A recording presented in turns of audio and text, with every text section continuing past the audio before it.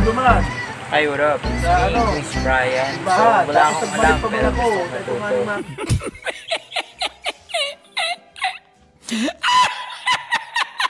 Ano? Tara, samahan niyo ako.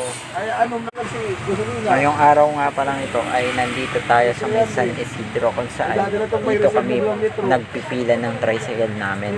All my fellow Filipinos. Now this is my side. Listen, look, and listen, and learn. Ano one pa yan? Kaso lang, kanina pa akong alas 7 dito. Pero hanggang ngayon, 9:33 na, hindi pa rin kami makaalis. Grabe kasi yung ulan ngayon eh. Yan nga yung mga ibang tricycle oh.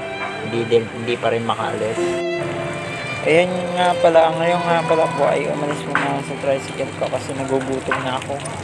Kailangan ng kumain. Oh no!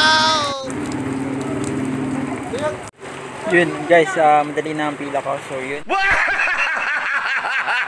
Tagumpay! Yun. Update sa pila ko. Sunod na ako sa 157. Nandito pa rin tayo ngayon sa San Isidro. Mamamatay ako doon. Para anong pakiramdam? Ayan yung San Isidro. Time check. 10:03 in the morning.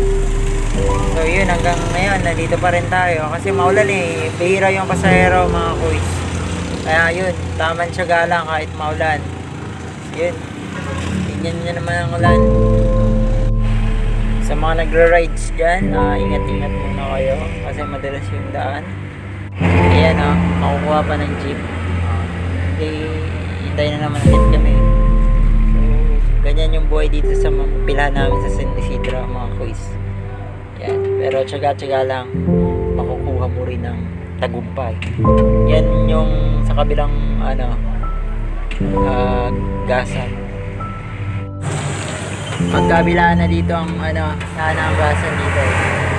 Fuel Express and then Caltex. Yun, dito yan sa may San Isidro mga boys.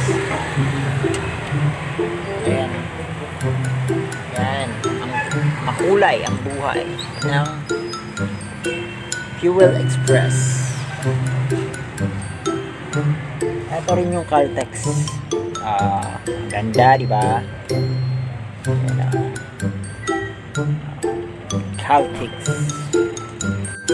Dito naman ang market ng San Isidro dyan sa may taas.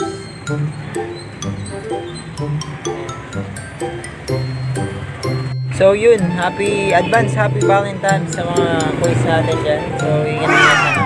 Hanggang dito na lang. Chris Brian in the house. I can follow for more.